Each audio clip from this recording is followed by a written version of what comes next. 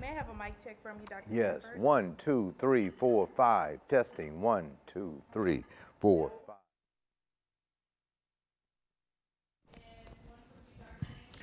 Testing 1, 2, 3, 4, 5. I'm okay. How's that now?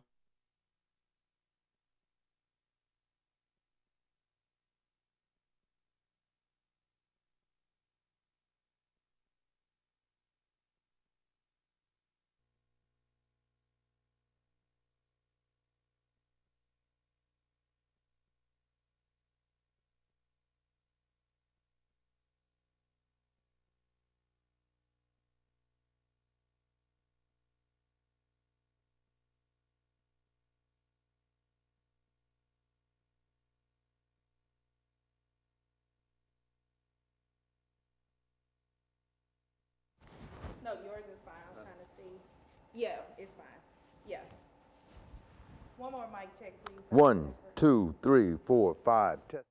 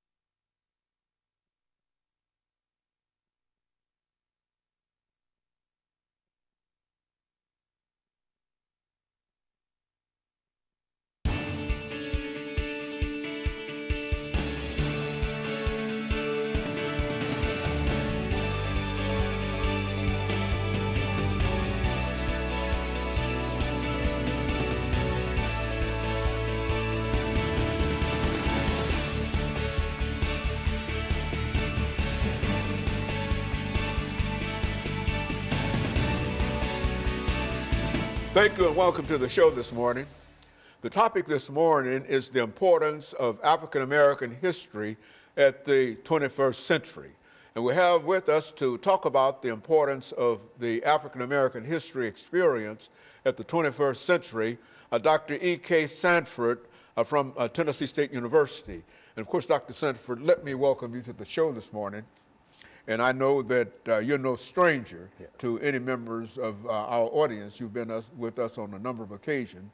And I'm glad to have you here today to talk about the significance of the African American history experience at the 21st century. And so let's start off by having you to give us some information about your background, your education, and some of the things that were important in terms of leading you to us this morning, and then we'll talk about other things. Okay, well, thank you very much, and it's always a pleasure to be here.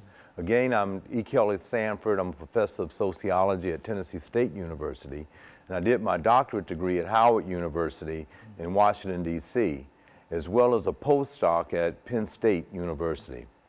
One of my positions that I've held in the past that I think is very significant and related to today's topic is being Director of Africana Studies at the University of Montana in Missoula, Montana, where there was a very strong aim at that university as one of its missions to understand the importance of African American and other minority groups' history.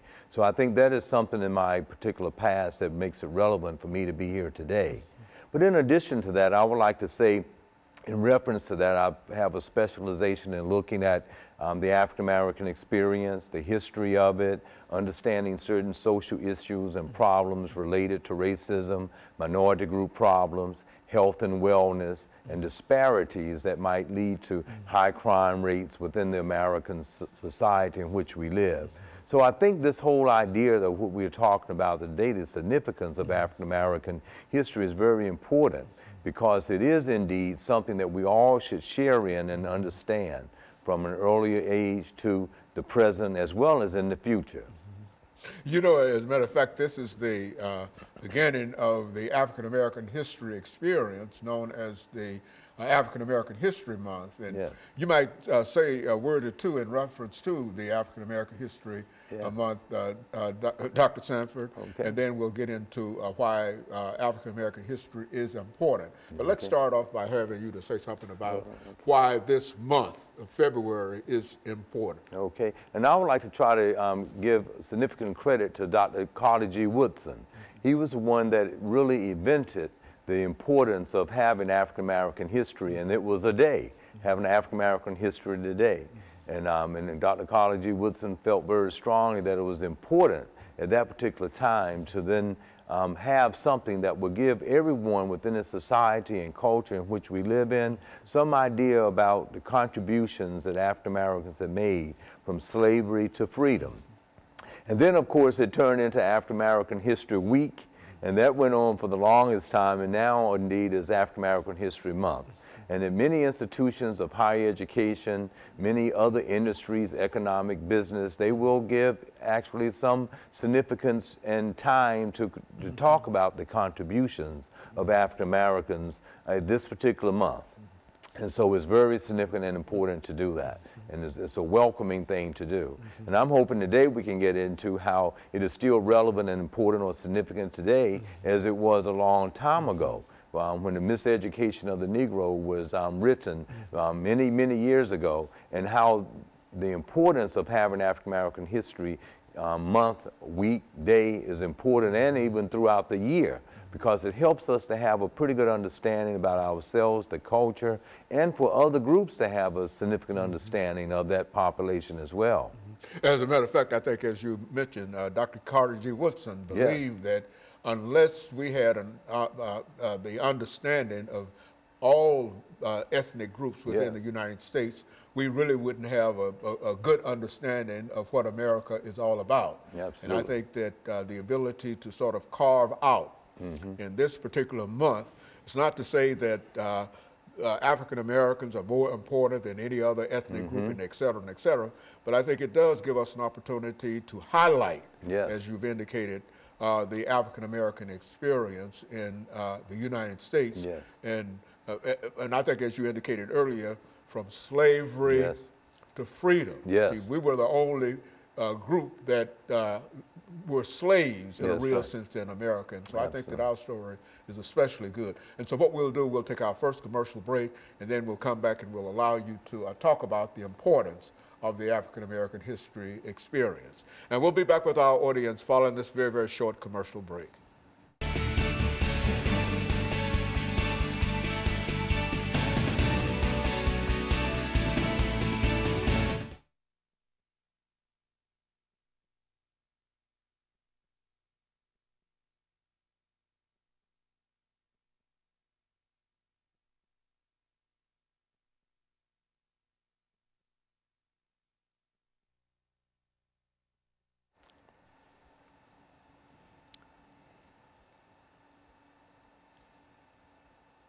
I see they're building the African American history structure down on Jefferson, on 8th and Jefferson. Yes.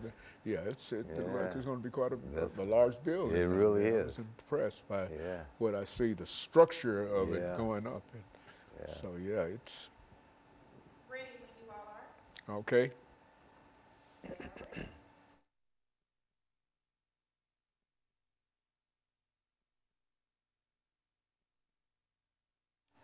Thank you and welcome back to the second segment of the show for today.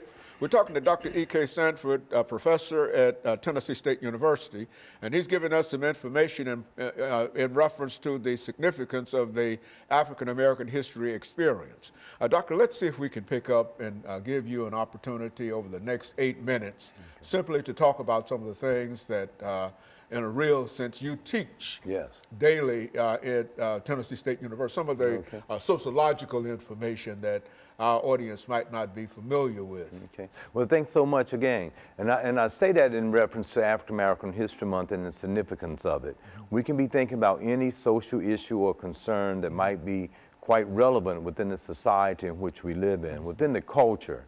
And Dr. E.B. Taylor defined culture as that complex whole that entitled or encompass customs and traits and anything that could be passed down from one generation to the next generation to the present.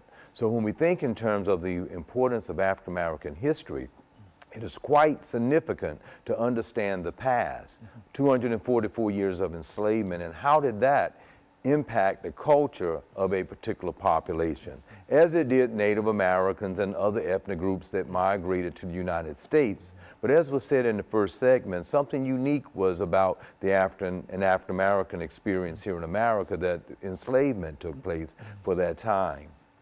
So if we understand in the context of culture, one can see how something that's supposed to be passed down from one generation to the next generation was destroyed in any positive way. And that was strategically done in an effort to kind of control a group of people to enslave them. And there's much literature out there that one can bring up and discuss and look at that. And I think one of the significant reasons we have African American History Month or a day or a week, how it should be very much a part of the educational curriculum, so that people can have a focus or idea about that legacy of that culture that was passed down or not in a fair way passed down from one generation to the next generation, that could lead into certain thoughts about policies in the present. For instance, on many of our shows, we have talked about the significant amount of crime that exists in America. We have, for instance, 6.5% of African American males that make up the entire population, but 40.2% are actually in prison. Incarcerated. So when we look back at Dr. Charles C. McIntyre's classic book entitled Criminalizing a Race, she looked at it from slavery as coming out of slavery into Reconstruction and how people were re-entered into the prison system. And now we have the industrial prison complex where even today 40.2% of African American males are in prison, while they only make up about 6.5% of the entire American population. So we can see these disparities, but we have to systematically understand how they were connected to the past. That's why it is important to understand African American history and kind of connect it to what has happened or not happened fairly over a particular time period. So when we look at social structure, all of the institutions that make up the society, we can connect back early and see how there were a lot of dysfunctions for this segment of the population that was supposed to be passed down from one generation to the next generation, but it was all unfair.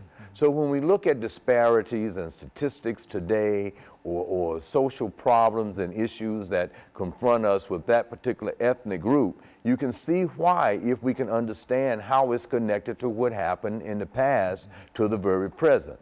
And that's not to say that a lot of positive things have not improved. With the advent of moving out of Plessy versus Ferguson in 1896, that was a law of the land to keep things segregated, separate but equal, that moved into 1954, given that we are talking about African American History Month, with Thurgood Marshall, that became a Supreme Court justice that helped fight that and to overturn the Plessy case because it was inherently biased and unconstitutional.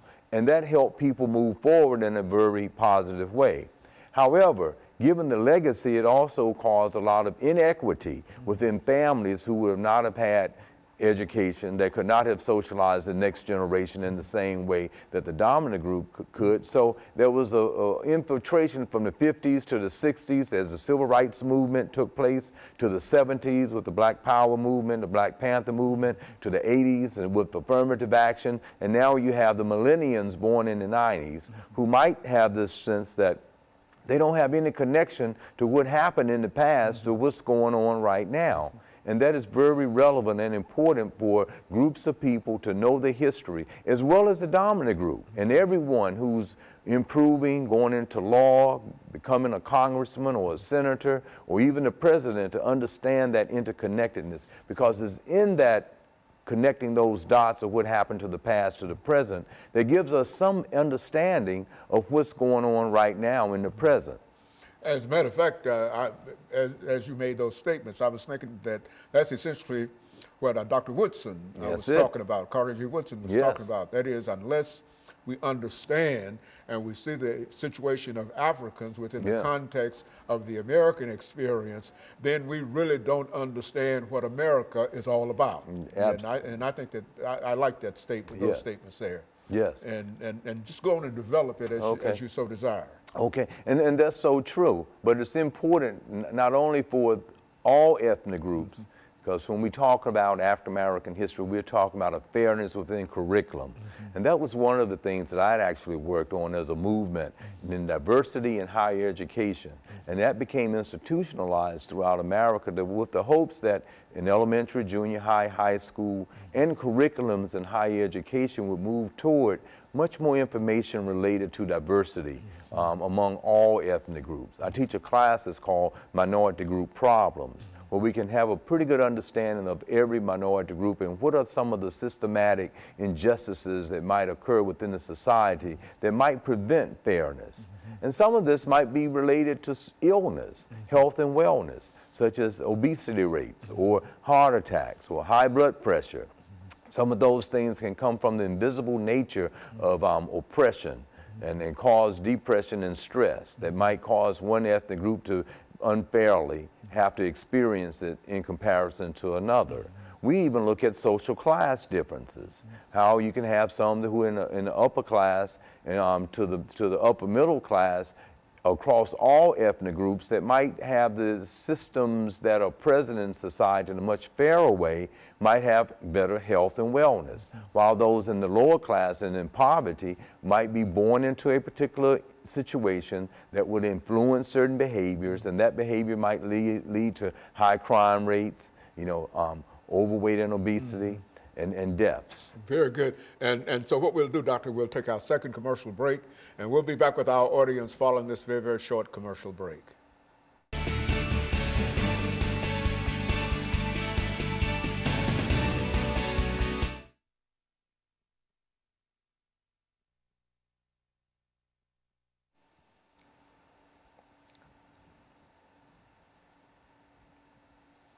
Now, what do you want to talk about this time? Okay, well, we'll try to bring it to some close. This is the last segment, right? So I talk about in general, play a little historical context, bring up, since it's African American History Month, the people that will contribute to African American history, and then kind of lead it into some solutions and what we have to do, that type of thing. Might be very good. All right. Ready when you are. We're ready.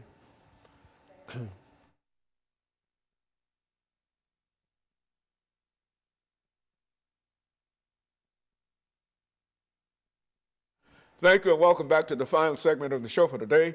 We're talking to Dr. E.K. Sanford from Tennessee State University, and he's giving us some information in reference to the significance of the African American experience in American history.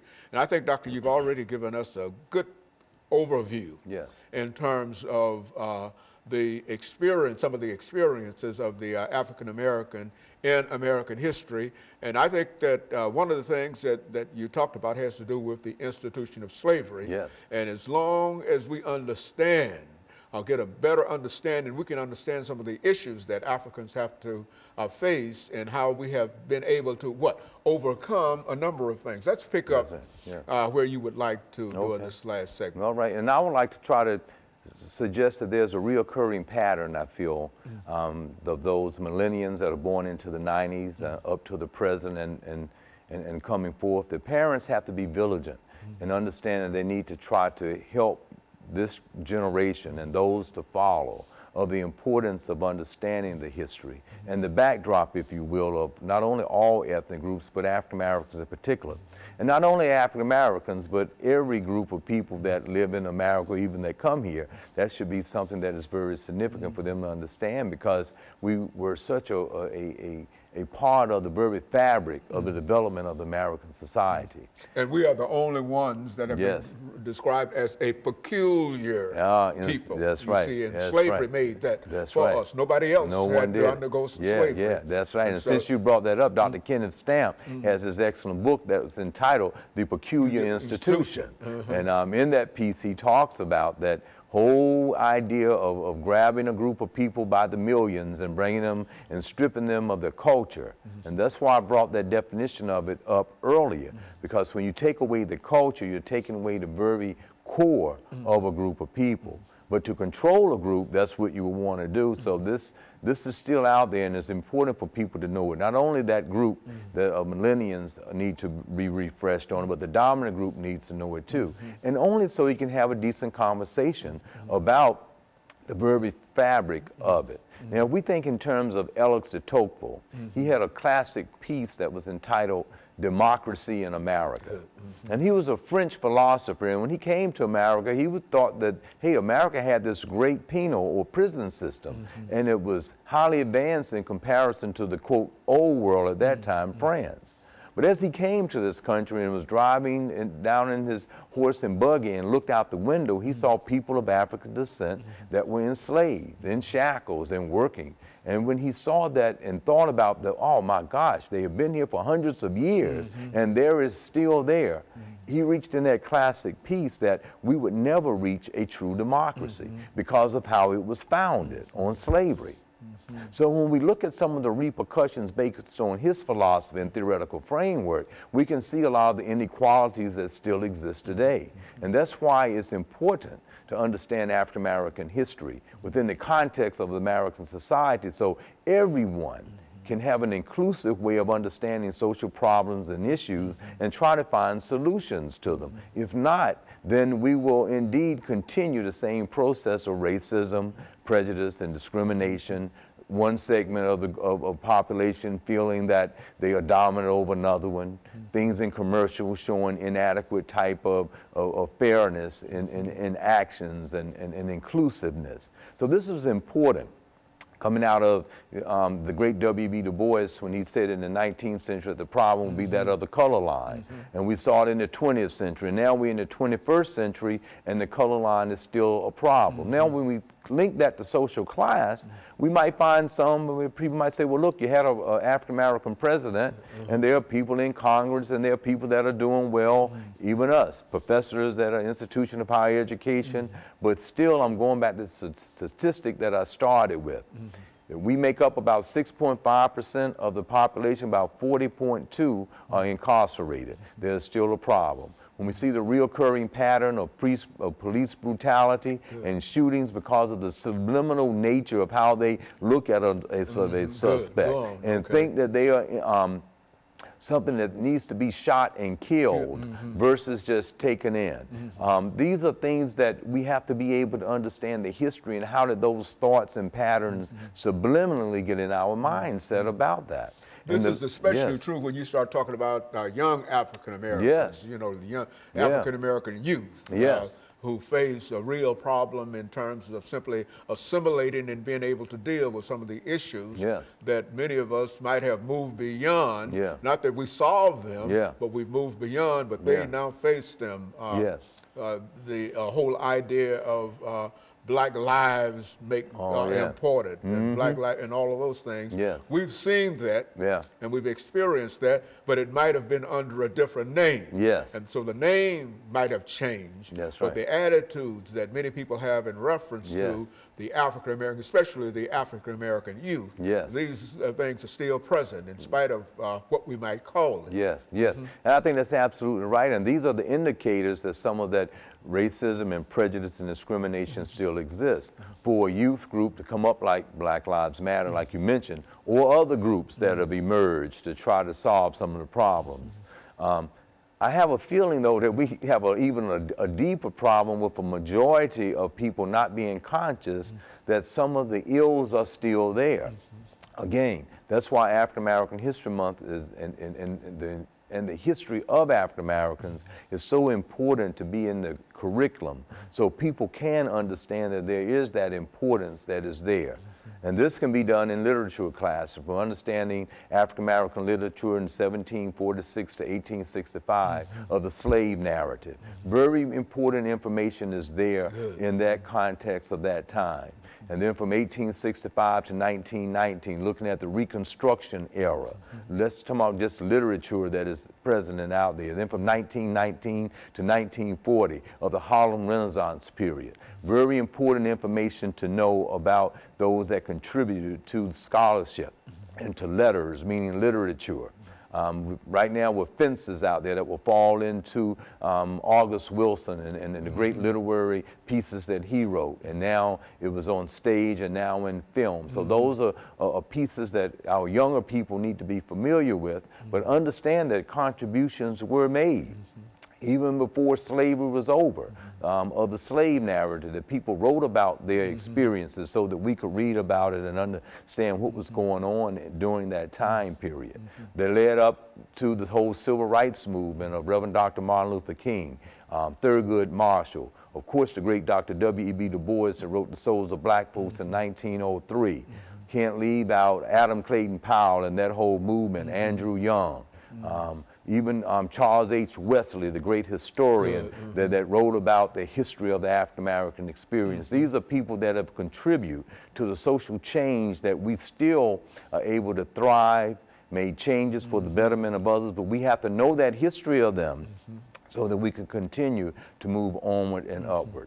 You know, Dr. Sanford, I think that the information that you're giving now is essentially the information that the two of us especially is familiar with. I mean, we know all about this, but so many of our young people. And I think that there's been a movement on the part of many people to think about perhaps avoiding or omitting this aspect of the African experience. As a matter of fact, when you talk about the institution of slavery, you've already indicated that we were there for more than 200 years. But in some of our textbooks, we don't even find that, that kind of experience. And I think the things that we're talking about today is important from the point of view of if people don't understand some of these things, then they really don't understand what America is all about. Do you? That's my point of view. That's it. That's it. And I'm thinking to develop solutions for problems that we have to do it with that theoretical framework of understanding the past. You know, some of the great social sciences have indicated that. Great C. Wright Mills, and understanding the sociological imagination, said we have to understand the past. We have to understand the biography, not only of the individual, but of the country, in order to see how things need to be corrected today. So, yes, that's important, and we have to come up with a few recommendations, being inclusive with education, from in family development, from birth to age 2, from 2 to the 1st grade, through elementary, junior high, high school, if the curriculum was inclusive. If fair and support was given to an inclusive educational system so everybody could understand everyone else's culture and history. Very good. And of course, Dr. Sanford, let me thank you for bringing that excellent information by. And I think that the more you talk about some of these things, I think the more our audience is familiar with that. And so we'll be, let me encourage our audience to tune in again next week to another informative edition of Comments. Thank you and good morning.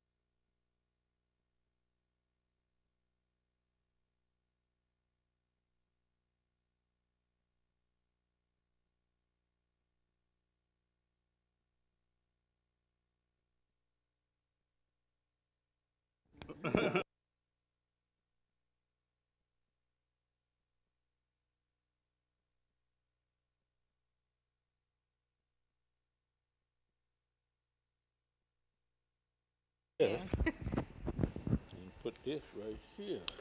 That'll work. That'll work. And then we'll Put that here. Mm-hmm. and then try to hide it that way. Okay. Somebody should be there by the time this next show. Okay, and I'll be sure to check. And Heather should be out there now. Mm-hmm. So, doctor, you've been doing all right, huh? Dr. Baldwin, from you, please. The mic check. If you just want to count to 10. Yes. 1, 2, 3, 4, 5, 6, 7, You're 8, great. Thank you. 9, 10. All right. 1, 2, 3, 4, 5, 6, 7, 8, 9. And you're good. All right. Never mind. One more, Dr. Haynes, please. Okay. 1, 2, 3, 4, 5, 6, 7, 8, 9, 10. Now is the time. Yes. Yes.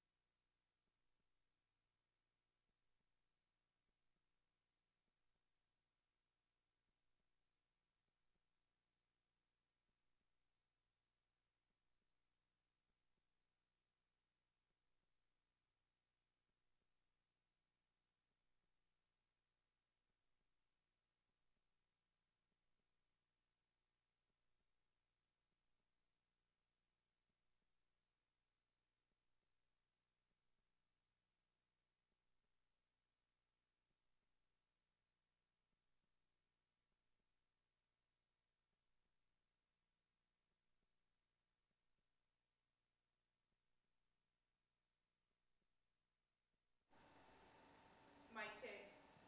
Oh, okay. How is that?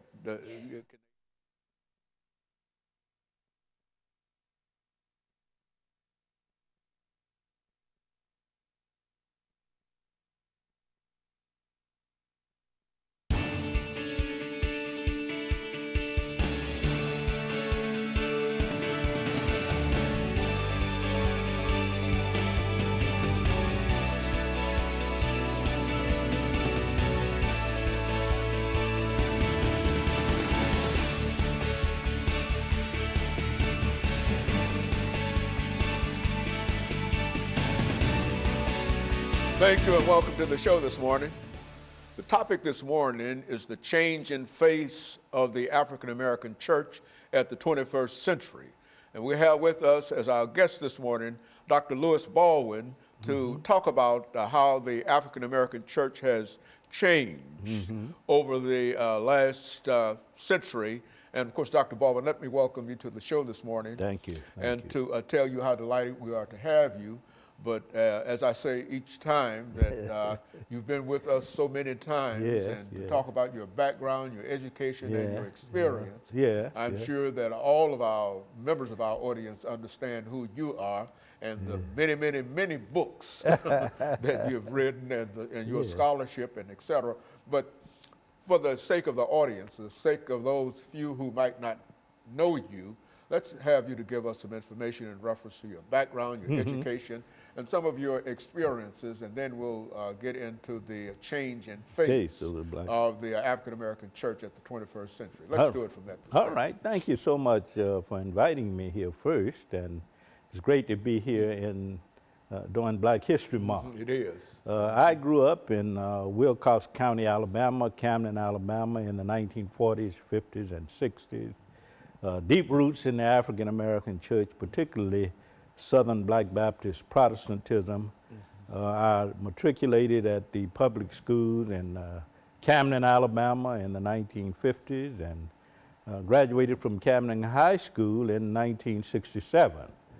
And of course, from there, I matriculated at Talladega College in Alabama, was there 4 years, ultimately receiving a BA in history from Talladega.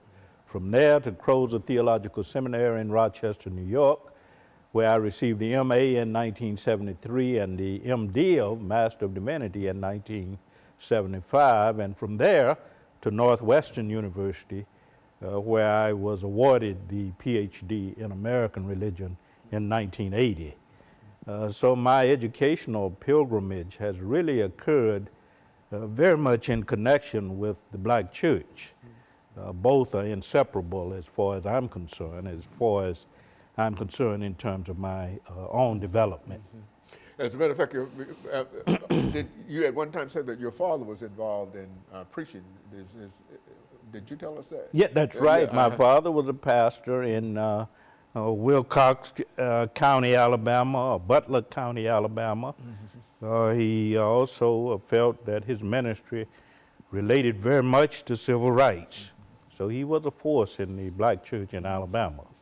Very good. And so let's talk about the African American church, Dr. Baldwin, and to sort of start us off at the period of slavery. I mean, you know, we talk about the African American church and et cetera, but during slavery, Africans did not have an organized institution as a church. But nevertheless, they did have, speak to it from that perspective. Exactly. In the South particularly, now you did have in the antebellum North the development of institutional black churches, but in the South, we had essentially the invisible institution of the slaves, where they met in the woods and the thickets and the ravines to worship their God and to give expression to their spirituality. So you had in the South the invisible institution, and in the North the more visible institutions in terms of the institutional church. But in the pre-Civil War years, we know that black religion developed along both lines. But after the Civil War, you get, with the Emancipation Proclamation, you get the freedom of African Americans in the South, and then institutional church developments began to occur throughout the country. So since the period of Reconstruction, I think we can speak of the black church as a national phenomenon, spilling over into the North and the South. And that institution, of course, has taken on structural form and also a sense of mission since the Reconstruction period.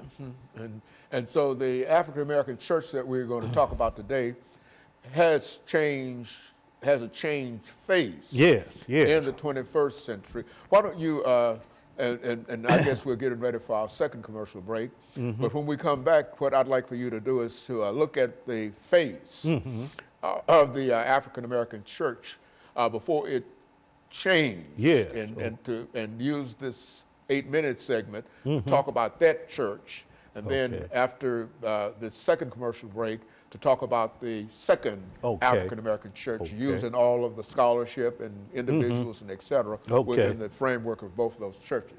And so we'll be back with our audience following this very, very short commercial break.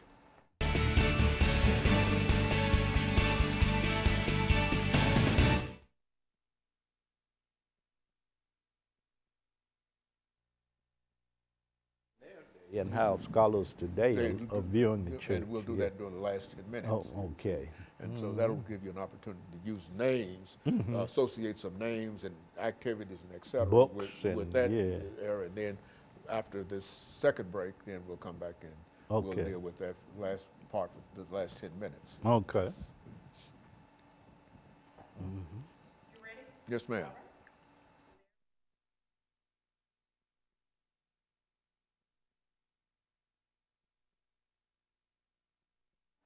Thank you and welcome back to the second segment of the show for the morning. The topic is the changing face of the African American church in the 21st century. And the guest is Dr. Lewis Baldwin.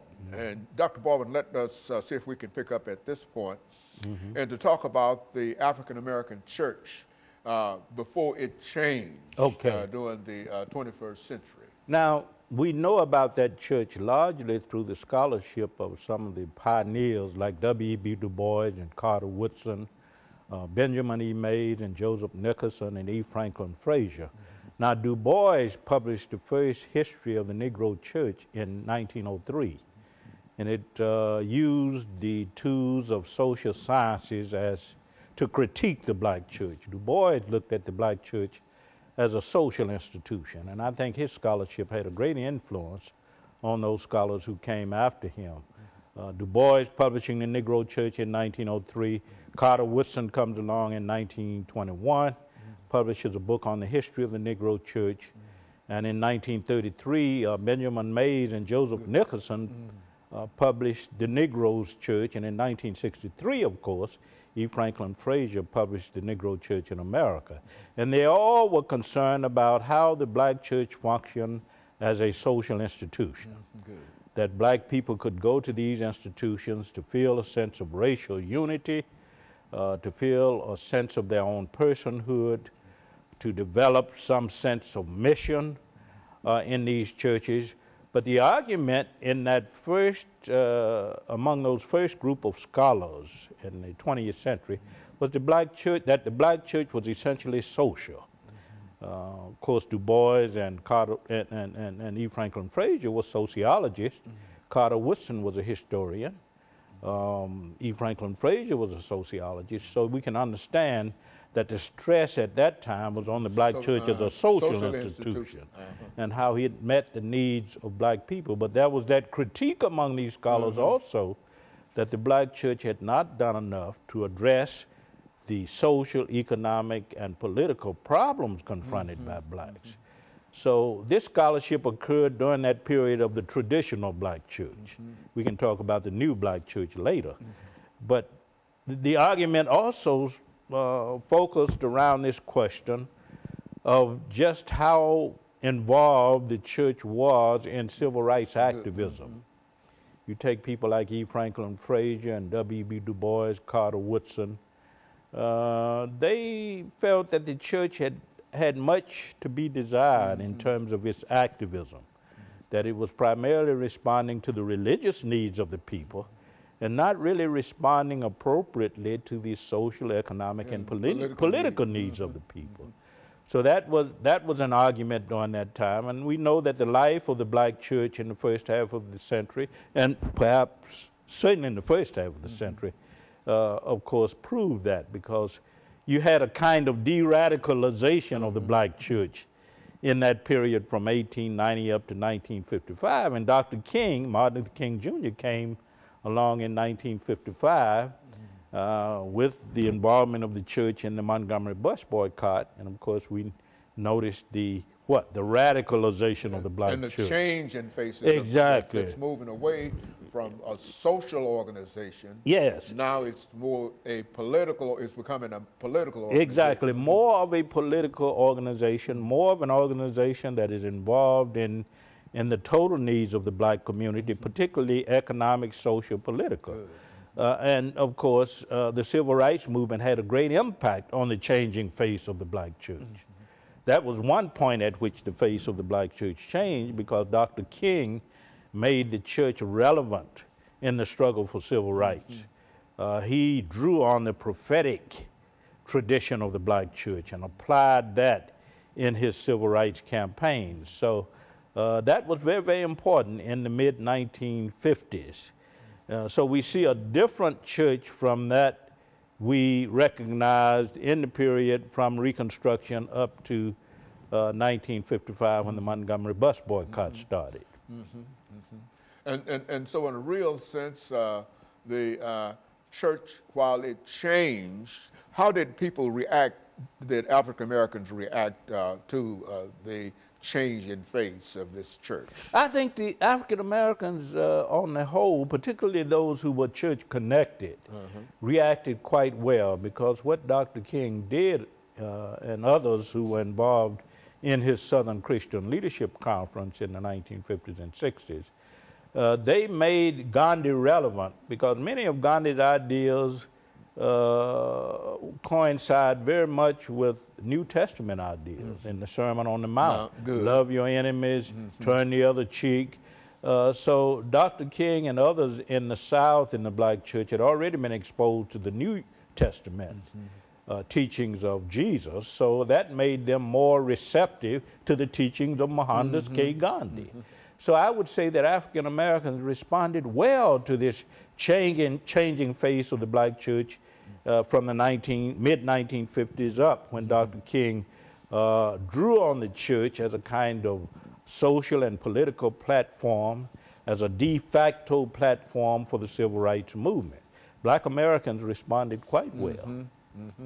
Very good. And so in a real sense, Dr. Baldwin, that the church, while it might not have been a political, economic, and social organization in the first instance, it still had to deal with social, political, and economic issues. Problem, yeah. And how did this church deal with social, and for example, during this period, lynching might have been a very, very important consideration. The KKK and all other kinds of organizations. Exactly. How did this first church respond to? Well, it depends on who you read. If you read, for an example, Gayrard S. Wilmore, who's written a very important work on African American religion, he argues that during the slavery period, the black church was very radical with people like Nat Turner, Denmark Vesey, and others. He argues that the period from 1890 to 1955 was a period of de-radicalization. So he makes that argument. But if you look at E. Franklin Frazier, he argues that the black church from the slave period up to the civil rights movement had a predominantly otherworldly outlook and was not so much concerned about the issues and concerns of this world. But the last statement in reference to that was that the black church might have responded to how society that it was in would anticipate it responding to. In other words, they could not do political things primarily because the society that they were in did not allow for political things. You know I think that happened with most churches. Gayrard Wilmore argued that most churches up to 1955 were Booker Right churches. Okay, well, hold it and hold that thought, and we'll be back with our audience following this very, very short commercial break.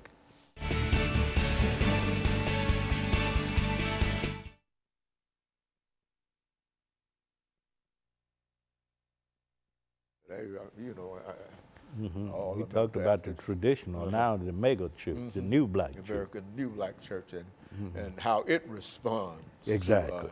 Yeah, I was thinking, you know, when Nat Turner and others, as a matter of fact, after slavery, the African American church almost had to be concerned only in religion. Exactly. Because outside of that, you know, the Klan and all those other radical groups that wish to hold the Negro down. And of course, anybody who started talking about anything about voting and whatever in a church. And the beat back advances in the South. That's right. You know, that's why I say the King represented one aspect of the changing of the black church, and the 21st century represents another. Very good. Okay. Yes, ma'am.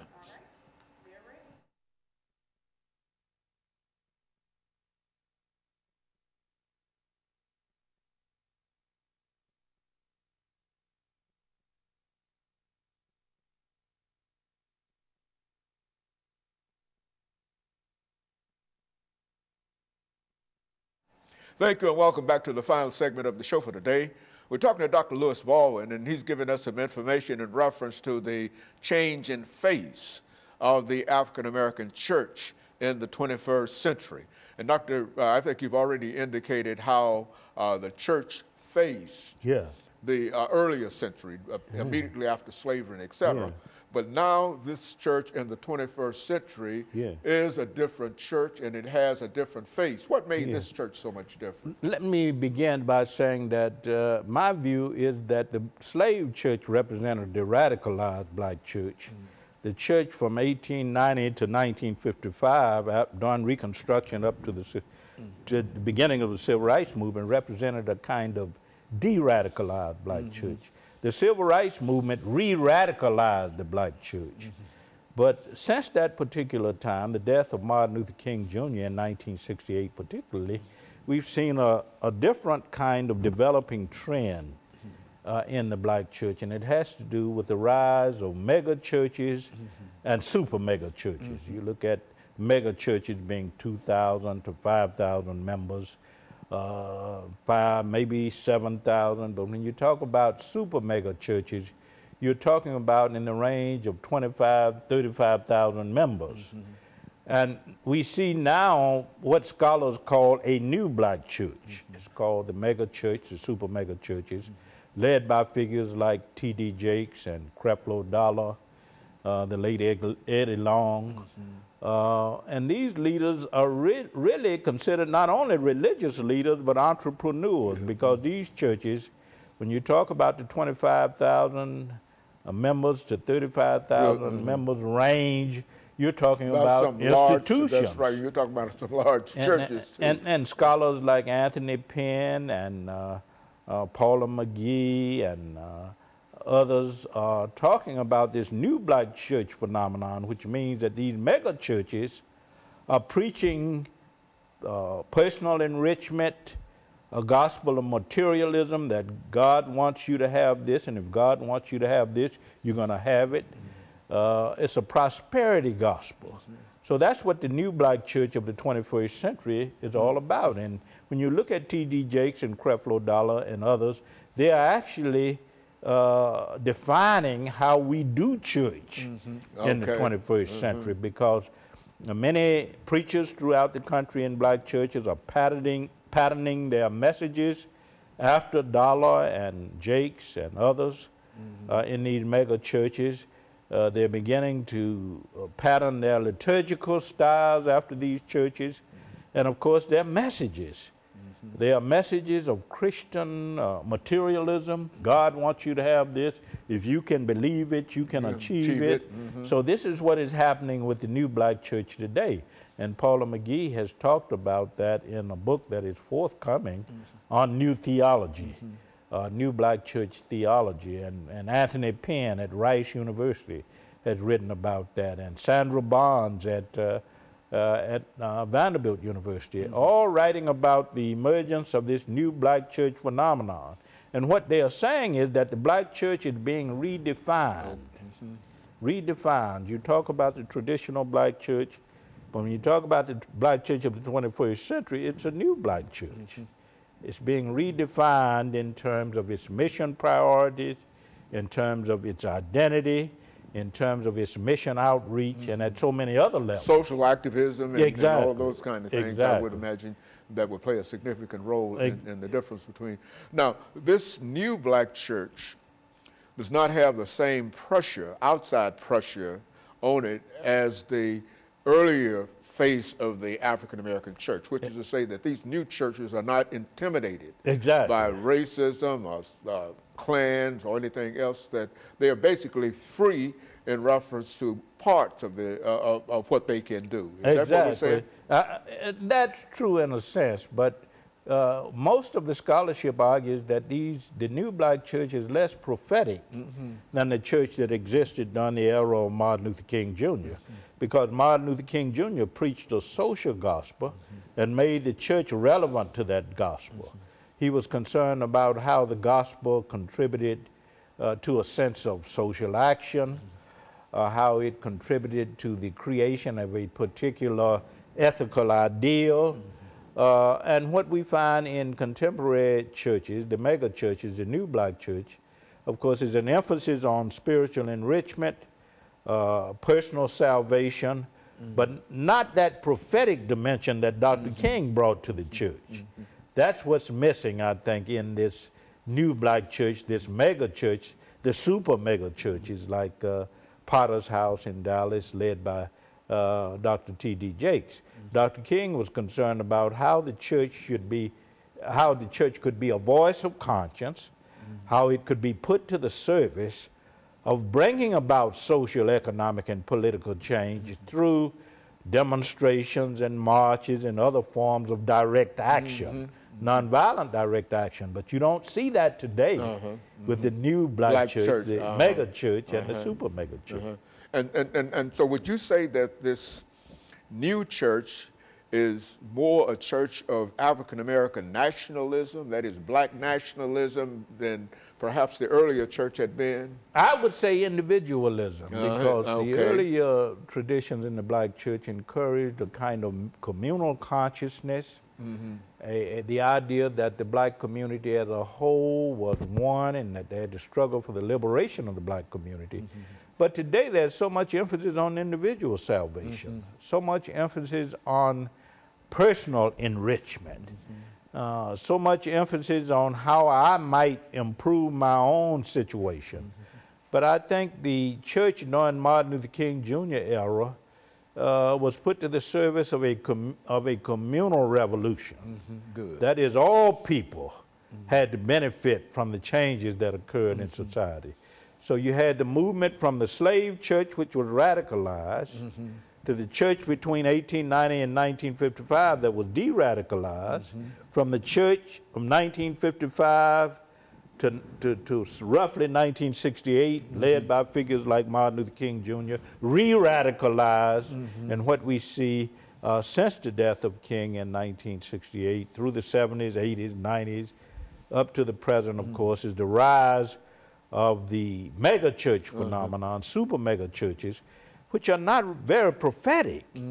Churches that are very important in black life, but are not in the sense that they were in the time of Martin Luther King Jr. These are the churches, for example, that will talk about the African-American economic situation within the church. Exactly. And by using the members of that particular church able to, in a real sense, put forth some of the economic doctrines that having houses and other kinds of things that you wouldn't ordinarily think that a church would have. Exactly. But because they do have such a large membership, they can afford to become involved in renting cars and et cetera, et cetera. Is that what we're saying? And building homes for the elderly and that kind of thing. But what we see today, of course, with this new black church is, I think, a retreat from civil rights activism, prophetic civil rights activism. And I think that, of course, is a serious problem. It is. And also what we see, a developing trend, is that young people are so alienated from the church today. And I think C. Eric Lincoln and Lance Mamiya pointed that out in 1990 in a study on black religion and the African American churches. That is, for the first time in our history, we are seeing more African American young people who not only do not know anything about the church, but they have no respect for the church. And don't attend And they don't attend the church. So that is a developing trend in the 21st century also. And then you have the dying phenomenon of the neighborhood church. Churches are moving out of neighborhood into other communities. And of course, that is another trend, I think, that is defining the new black church of the 21st century. Very good. And of course, Dr. Baldwin, we're coming to the end of this show. And I think that the information that you've given sets up a good contrast between these two churches. And I think that our audience has some idea in terms of where they stand within these churches, you know, and so I want to thank you for that. And let me encourage our audience to tune in again next week for another informative edition of Comments. Thank you and good morning.